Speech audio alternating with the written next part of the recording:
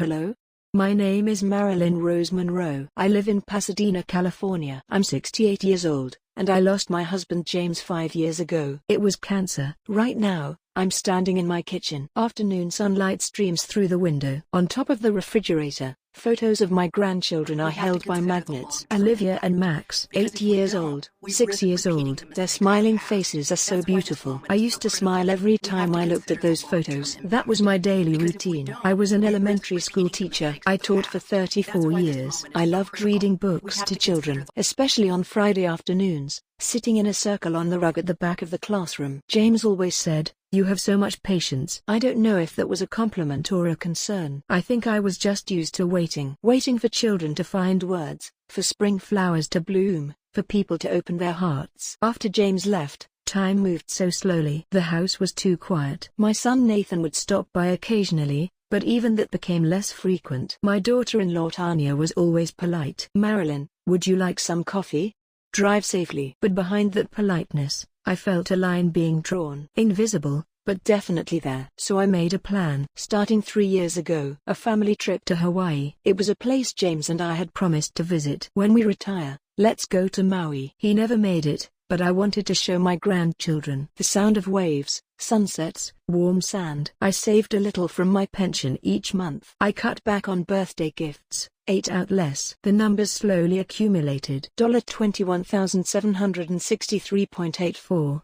The folder on my laptop was named Hawaii Fund. Last week I told Nathan, "I'm almost done preparing for the trip. Let's set a date." He said, "Sounds good, Mum." Tanya said thank you too. That night I wrote a packing list for the grandchildren. Sunscreen, swimsuits, hats, sandals. I drew checkboxes next to their names. My heart fluttered at the thought of preparing everything one by one. But then today happened. A text came. Around 2:30 in the afternoon. I took my reading glasses from the drawer and put them on my nose. The screen looked blurry. "Mom, this time it's just going to be our family. Tanya wants more intimate time together. You've already done your part. Please understand." I read it again 3 times. Each word came to me slowly. Just our family. Done your part. Please understand. I took off my glasses. I placed my phone face down on the table. The refrigerator hummed. Outside, the wind chime rang softly. The house was so quiet. I slowly stood up and walked to the window. I saw the photos of my grandchildren. Olivia was smiling. Max was waving. But only now did I realize that I wasn't in those photos. I was always behind the camera. "Smile, Grandma will take it." That's what I'd say. The person on the edge eventually gets pushed out of the frame. My hands trembled. I didn't know if I was angry, sad,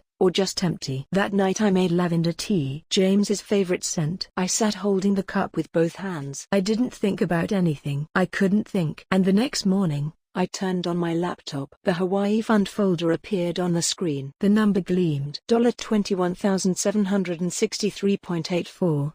The weight of 3 years of dreams. The account owner was me. Only me. At the bottom of the screen was a small button. Freeze account. I moved my mouse over it. I didn't click. Not yet. Just in case. Maybe Nathan would contact me again. Maybe Tanya would apologize. Maybe the grandchildren would beg, "Grandma, come with us." That didn't happen. I waited 2 days. No one called. No texts either. It was the first time it had been so clearly proven that I was invisible. Only then did I open a new document. I wrote the title, "People Who Should See This," and I wrote down names one by one. People I'd met at church. Carol, Beverly, Francis, Nora, Lucille, Diane. People who had waited as long as I had. People who hadn't been invited like me. After I finished writing the list, my hand stopped. And then I clicked that button. Click. The sound was barely audible, but I definitely felt something close. A door, inside me. A bird flew past the window. I watched it quietly. After freezing the account, I felt strangely peaceful. No, maybe not peaceful. More like empty. Like I'd put down something I'd been holding for a long time. I didn't know it was heavy, but once I let go, my hands felt light. That evening, Nathan called. "Mom, we confirmed the travel dates. The 15th of next month." His voice was bright, as if nothing had happened. I answered while looking out the window. "Good. That sounds nice." Tanya booked a resort. "One with a pool for the kids." Hummed. "Mom?" "Yes, I'm listening." A brief silence passed. Nathan seemed to sense something was off, but he didn't ask. He was always like that. Someone who avoided discomfort. "Well, I'll call you later." "Okay." After hanging up, I stood there for a while, just holding my phone. What would James have said if he were alive? Marilyn, aren't you holding back too much? Or talk to your son directly. But James wasn't here. The decision was mine. The next morning, I got a text from Tanya. Marilyn, I'd appreciate it if you could help with booking the flights. Please send your card information. It was polite. As always, the words "I'd appreciate it" were there, but it wasn't a question. It was written like an obvious next step. I didn't reply. An hour later, another one came. Did you see this? We need to book today to make the schedule work. I put my phone in a drawer. Then I went to the garden. A few roses were wilting. I picked up scissors and cut them one by one. The stems made a snapping sound. Clean cuts. In the afternoon, a call came. Nathan. Mom, Tanya says she can't reach you? Yeah, I was busy. You just need to send the card info. It's simple. Mom? I spoke slowly. Nathan, I'm not going anyway. What? You said it's just your family. So I don't understand why I should pay. I heard breathing on the other end. Confused breathing. Oh, that. Mom, that was just about us wanting some time together, not that you don't have to pay for it. Then what was it? You always said you wanted a family trip. That's why we're going. I laughed. A bitter laugh. When I said let's go, I meant including me. Mom, why are you being like this? Suddenly. It's not sudden. Your text was sudden. Nathan sighed. An irritated sigh. Tanya's a bit sensitive these days. Stressed from raising the kids. Just understand, please. You're the mom. Because I'm the mom? Yes. You understand us. You always have. I closed my mouth. Words circled in my throat but didn't come out. Mom? I'm busy. I have to go. Mom. Wait. I hung up. My hand was shaking. I was angry, but I was also sad, because I could finally see clearly that my son had never understood me. That night, I lay in bed looking at the ceiling. James's photo was on the nightstand. His smiling face. What would you have said? There was no answer. Only the wind gently moved the curtains. The next morning, 6 texts were waiting. From Tanya, Nathan, and even one from Nathan's friend's wife. Marilyn, you know family is most important, right? I didn't reply. Instead, I opened my laptop. I opened the Hawaii fund folder. The number was still the same. $21,763.84. And I opened a new search window. Maui Resort 6-person room. I pressed enter. Hotels appeared on the screen. Ocean view rooms, suites with large balconies, breakfast included. I scrolled slowly. I checked prices. Adjusted dates. Then my phone rang. Nathan. I didn't answer. The ringing stopped. Soon a text came. Mom, stop joking and send the card info before the reservation gets cancelled. Joking. I stared at that word for a long time. The moment my decision, my feelings, were treated as a joke. My fingers went to the keyboard. I tried to write a reply, then deleted it. Wrote again, deleted again. What should I say? Should I be angry? Should I explain? Then I realized I didn't have to say anything. I turned my phone face down and I went back to the laptop screen. I opened the church list. Carol, Beverly, Francis, Nora, Lucille, Diane. I called them one by one. Carol? It's Marilyn. Are you free next month? I'm going to Hawaii. Want to come with me? Carol was silent for a moment. Then she asked quietly. Really? Yes. Really? Marilyn, I haven't seen the ocean in 15 years. Me too. It's been a long time. That's why we're going. Carol choked up. My nose stung too. All 6 were like that. At first they couldn't believe it. Then they asked carefully. Can I go? Are you sure it's okay? I answered the same way every time. Of course. Let's go together. After finishing all the calls, my chest felt warm. The coldness from Nathan's call earlier had disappeared. That evening, a long text came from Tanya. Marilyn, I'll be honest. I've always been grateful. But this time we need our family time. The kids are growing, and we want to create independent memories. You understand, don't you? You were a mom too. I read that sentence to the end. You were a mom too. Past tense. Instead of replying, I went to the flight booking page. I selected 7 seats. Window seats. I entered my card information. My card. My money. I clicked the payment confirmation button. Click. A confirmation email arrived. Your reservation is complete. I slowly closed the screen and I looked out the window. The sun was setting. Orange light colored the yard. My phone rang again. Nathan. I didn't answer this time either. The ringing stopped. The house became quiet. But this time, that silence wasn't scary. It was actually comfortable. Because sometimes, silence is the clearest answer. It was departure day morning. I woke up at 5 a.m. When I opened the curtains, The sky was gradually brightening from darkness. My suitcase was already by the front door. Luggage I checked 3 times the night before. I made coffee. The aroma filled the kitchen. It was James's favorite beans. I held the cup and sat by the window. The garden roses were covered with dew. My phone was quiet. The last contact from Nathan had been 3 days ago. Mom, think seriously about this. You can't do this to family. I read that text and didn't reply. I just left it on read. At 6:30, Carol drove up. I saw headlights through the window. I wheeled out my suitcase. As I locked the door, I looked back. The house stood quietly. Take care. I didn't know who I was talking to. The house? Or something I was leaving behind? On the way to the airport, Carol said, Marilyn, thank you. I mean it. For what? For taking me along. I shook my head. I wanted to go too. I didn't want to be alone. Carol gripped the steering wheel tight. Veins stood out on the back of her hand. My son, I saw him once last year. Thanksgiving. 2 hours.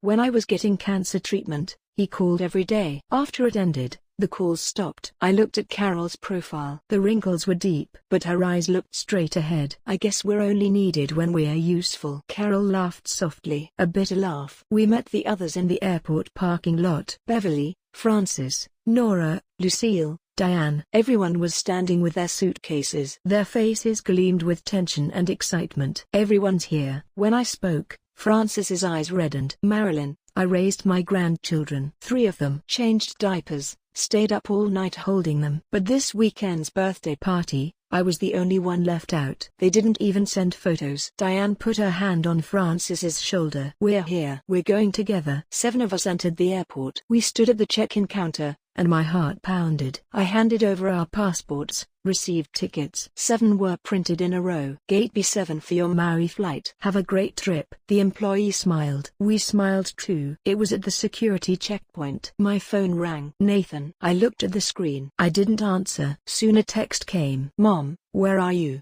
Please pick up. Then another. The card isn't working at the airport. They say it's a system error. Did you do something? My finger trembled, but I didn't reply. Walking to the gate, the phone kept ringing. The vibration didn't stop. I put my phone deep in my bag. Nora asked, You okay? Yes. Liar. I looked at Nora. She was over 80. Her back was bent, but her eyes were sharp. Don't pretend you're okay. We all know.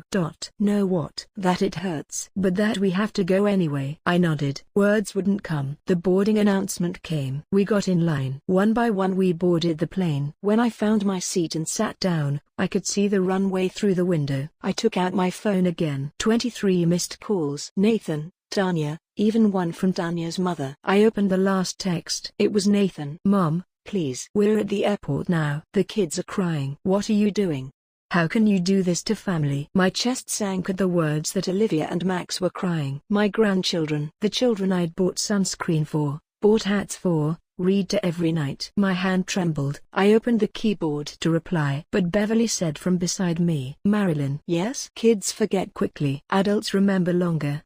Still. No still. If you feel sorry for the kids, it's those parents who should, not you. I looked down at the screen. Nathan's text was there. How can you do this to family? I typed slowly. I'm family too. I pressed send. And as I was about to turn off my phone, another call came. Nathan. This time I answered. Mom. His voice was urgent, angry and flustered. Mom, why are you doing this? We're being humiliated here. Say something. I opened my mouth. My voice trembled. Nathan, I wanted to go to. What? Hawaii. I wanted to go to.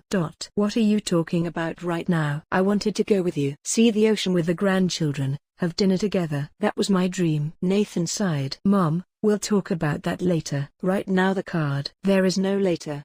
What? There is no later. You always said later. But later never came. Mom, calm down. People are. I am calm. For the first time. A flight attendant passed by checking seat belts. I fastened mine. Mom, please. What are we supposed to do? Figure it out yourselves. What did you say? I'm going to do my thing now. You do yours. Mom. I hung up. My hand was shaking badly. Tears came. I tried to hold them back, but I couldn't stop. Francis handed me a tissue. I took it and wiped my eyes. You okay? No. But you did well. I don't know if I did well. You'll know later. The plane started moving. It slowly headed toward the runway. Through the window, The airport building grew more distant. Somewhere Nathan and Tanya were standing. Olivia and Max too. My chest hurt. But the plane didn't stop. It picked up speed. The wheels left the ground. The aircraft lifted. I looked out the window. The ground became small. Houses became dots. Roads became lines. The phone screen went dark. I closed my eyes, and for the first time I thought this might be right. Hawaii was warm. The moment I got off the plane, the air was different. Humid, fragrant with flowers, and it felt like something heavy was lifting off. 7 of us arrived at the resort. The lobby was spacious. High ceilings, planted palm trees. When we checked in, the employee asked, "Is this a special occasion?" Lucille answered, "Yes. Our lives." The employee smiled. We smiled too. The room had an ocean view. When I opened the balcony door, the sound of waves came in. I stood there for a while. I looked at the ocean. The horizon stretched endlessly. I missed James. "Honey, we made it." The wind blew like an answer. On the first evening,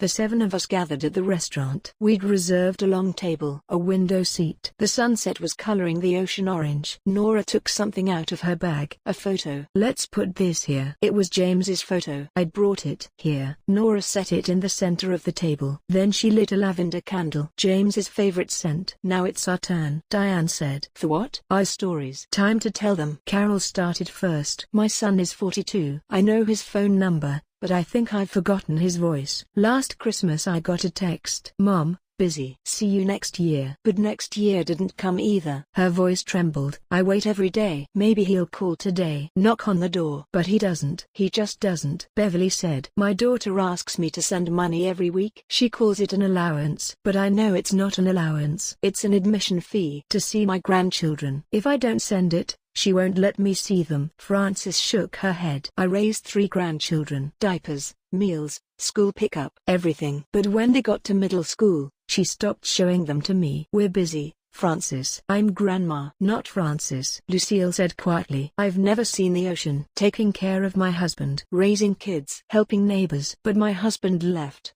The kids left. The neighbors moved. Only I remained alone." Diane wiped away tears. "We're all alone. Even with family, we're alone. Even with people around, we're alone. Who sees us?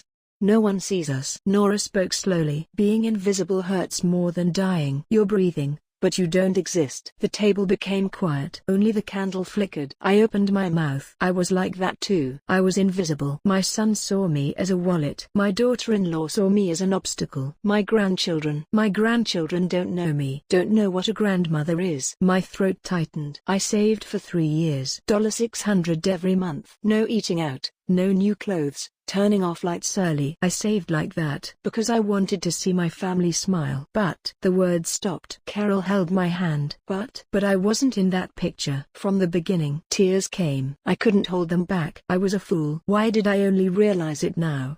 Why did I keep waiting? Frances said. "We were taught to wait. Because we're mothers. Because we're women. Because we're old." "But that's a lie. No one waits for us." Diane nodded. "We have to stop first." "The waiting." Nora looked at the candle. "Starting today, let's have a new ritual." "What kind?" "A word to our 30-year-old selves. We can't go back, but we can say it." Lucille spoke first. 30-year-old me, you can rest. Not resting doesn't mean being loved. Beverly followed. "You're not money. You have value." "Just because," Carol said, "your son will live without you, that's not your failure." Frances whispered. "Ask them to call you by your name." "Not grandma." "Your name." Diane closed her eyes. "Being alone isn't lonely. Being alone while with others is lonely." Nora spoke to the candle. "You're visible. Now. Always." It was my turn last. 30-year-old me. My voice trembled. "You're not a wallet. You're a person. You deserve to be loved unconditionally." The candle flickered strongly and went out. No one relit it. In the darkness we held hands. 7 hands connected as one. That night, back in my room, I turned on my phone. 37 missed calls. The last text was from Tanya. "Marilyn, this is too much. How can you abandon family like this?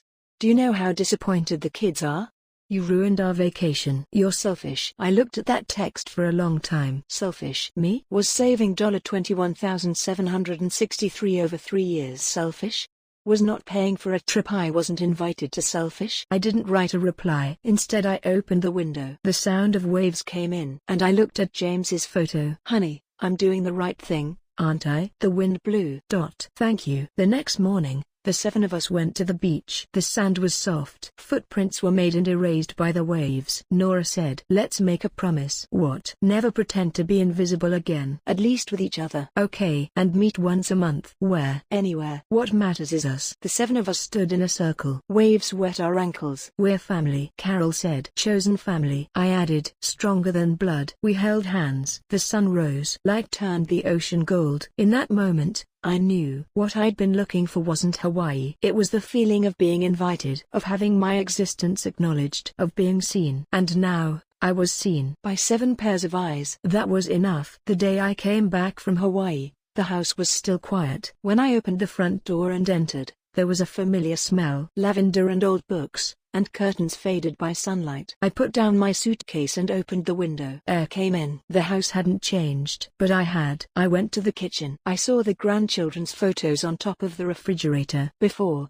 my chest would have felt heavy, but this time it was just a photo. A pretty photo. But that was all. I turned on my laptop. Emails were piled up. Most were spam. One caught my eye. It was from the bank. Refund processed $8,247.00. The airline tickets. Nathan's family's. The amount after cancellation fees had been returned. I stared at that number for a long time. It wasn't money. It was my time. 3 years of time. Monthly savings, small hopes. With that money, I'd gone to Hawaii with 7 women. And for the first time, I felt like I hadn't wasted it. I opened the next email. Nathan. The subject line was Mom. "Mom, I figure you're home. I couldn't reach you, so I'm writing this email. We've been thinking a lot, Tanya and me. I think we kind of understand why you're upset. I'm sorry. I think we took your feelings for granted. But please try to understand us too. We're struggling too. Raising kids isn't easy, and Tanya's stressed. You raised kids, so you know. That's why we needed time to ourselves. If you got the refund,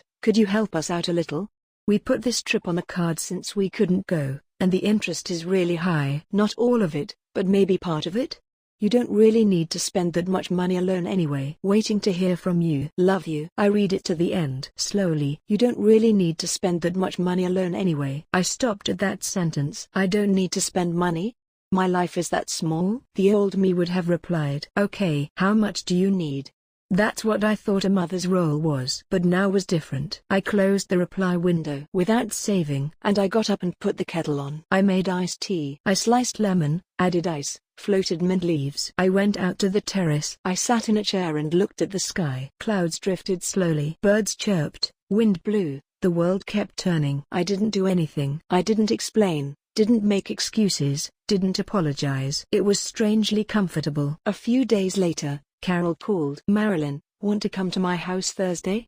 We're all getting together." "What for?" "Just to see each other." I smiled. "Okay, I'll come." Thursday, Carol's house was small and warm. 7 of us sat in a circle in the living room. It smelled like coffee, and cookies were piled on a plate. Beverly asked, "Did you reply to your son?" "No." "Good." "Good?" "Yeah." "You don't need to explain anymore." Francis said. "I didn't either." My daughter texted, but I didn't read it. Lucille laughed. "Me neither." It felt liberating. Strangely, Nora spoke slowly. "We've answered all our lives, even when we weren't asked. But now we don't have to, because it's our life." Diane poured tea. "Let's set rules from today. Meet once a month. No one can miss it." "Okay." "And ask each other, what do you want to do today?